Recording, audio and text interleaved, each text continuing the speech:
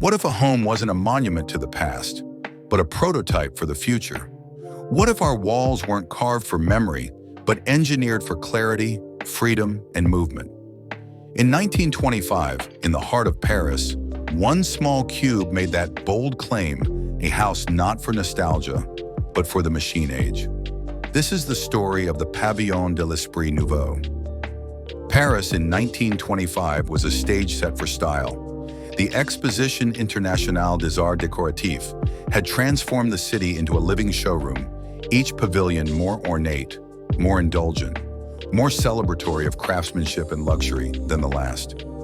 Art Deco was in full bloom, gilded textures, exotic materials, handcrafted detail. In this opulent world, one structure refused to play along. A white cube, geometric and stark, emerged quietly on the exposition grounds, no ornament, no gold leaf, just concrete, glass, and steel. Le Corbusier's Pavillon de l'Esprit Nouveau was an architectural protest, a calculated defiance of everything the exposition celebrated. While others dazzled, this pavilion whispered a question. What if we built not to impress, but to evolve? Le Corbusier, along with painter Amédée aux Enfants, had been writing for years about a new direction for art and architecture. Their philosophy, purism, sought clarity, balance, and geometric order. Through Vers une architecture, published just 2 years earlier, Le Corbusier argued that architecture should embrace the spirit of the machine age. He admired grain silos, steamships, and automobiles not for their beauty, but for their logic, for their function-driven form. He believed a house is a machine for living in, ornament is crime by inefficiency. Modern life demands standardization, efficiency, and light. The pavilion was not just a design, it was a built argument. Le Corbusier envisioned a future where homes were mass-produced like cars, efficient, economical, elegant in their logic. The Pavillon de l'Esprit Nouveau embodied this vision through modular precision. Every component was prefabricated. Walls, doors, furniture, all designed for repetition. Functional planning. Spaces were arranged for utility, not ceremony. Circulation was fluid. The home adapted to the rhythms of life. Ribbon windows.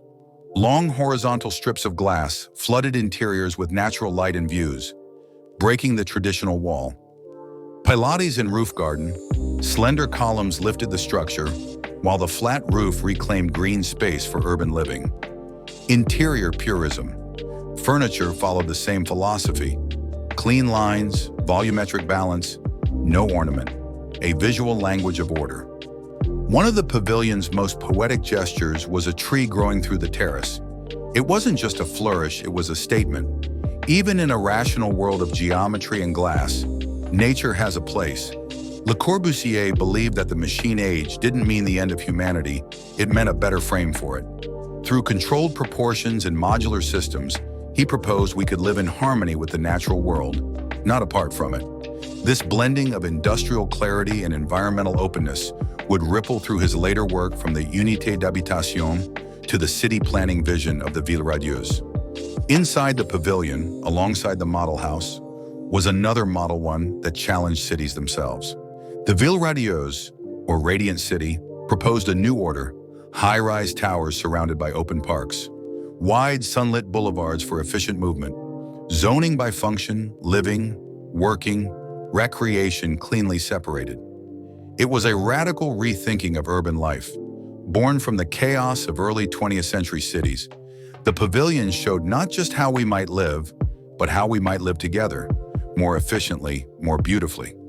It wasn't just a building on display, it was a city fragment from the future. Built with help from his cousin Pierre Jeanneret and engineer Max Dubois, the pavilion was a small triumph of logistics. The concrete frame, the steel-framed furniture, the double-height living room all stood in stark contrast to the decorated temples around it. Critics were polarized. Some saw genius, others coldness. Many attendees of the exposition called it lifeless, un-French, even dangerous. But among the younger generation, among architects hungry for a new language, it was electrifying. Here was architecture without pretense, architecture as clarity. It would inspire movements across Europe: Bauhaus, constructivism, CIAM, and shaped what we now call the international style. The pavilion was dismantled after the Exposition, like most temporary structures, but its impact outlived its form. In 1977, it was reconstructed in Bologna, Italy, by Le Corbusier's followers, now serving as a museum of his work. The ideas it embodied modularity, prefabrication, machine aesthetics would echo in modernist housing, institutional buildings, and even today's minimalist design. The tree on the terrace became legend, a symbol that even in the machine age, we must root ourselves in something alive. Le Corbusier's white cube was never meant to charm. It was meant to confront, and it did then, and still now. As the camera glides along the reconstructed pavilion in Bologna, the sun reflects off the long windows.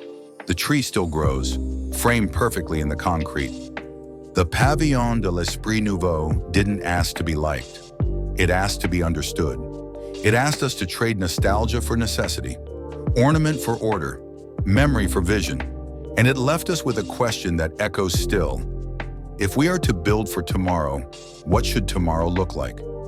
In our next episode, we climb further into that vision, where the machine for living becomes the peak of functionality. Subscribe to Space Shape and Scale, and join us as we continue the timeline journey through modernism's most daring dreams. Because architecture never stops, and neither do we.